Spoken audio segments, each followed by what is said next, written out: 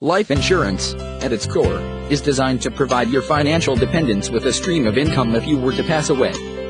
If you have someone that is dependent on your income, there's a good chance that you are in need of life insurance.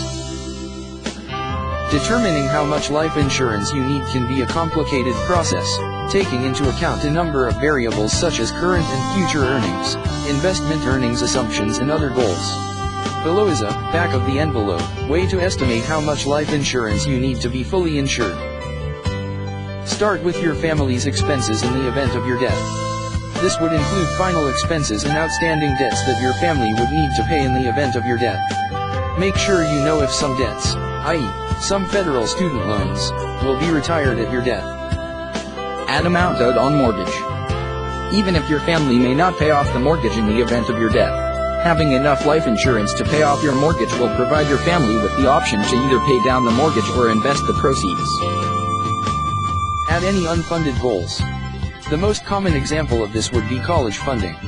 If one of your goals is to fully fund your children's college expenses, take the expected amount of college cost minus the amount you have already saved for this goal.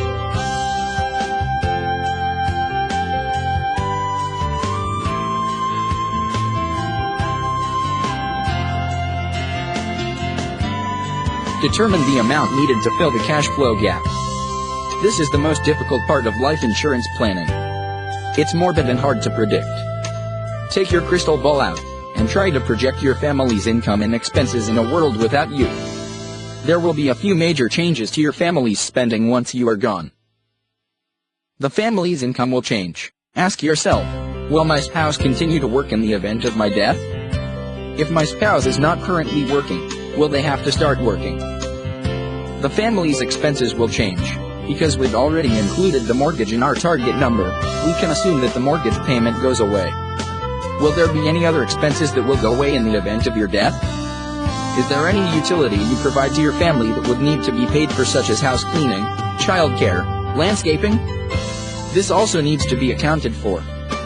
Once you've taken into account the future changes in income and expenses, determine the cash flow gap, or annual shortfall, that your family would incur in the event of your death. Calculate the present value of the cash flow gap. Using an online calculator, determine the lump sum needed to fill your cash flow gap for X number of years. Because life insurance is intended to replace a decedent's income, I recommend using the number of years the insured intends to work as the X number of years. If you would like to take a more conservative approach, you can use the beneficiary's life expectancy. Because the proceeds would likely be invested in more conservative income-producing assets, I recommend using a conservative interest rate assumption for the present value calculation. Subtract the value of your non-retirement investments. If you have non-retirement investments, these can help supplement your cash flow gap. For this reason, subtract the post-tax value of your investments. This will get you to your total life insurance need. Final considerations.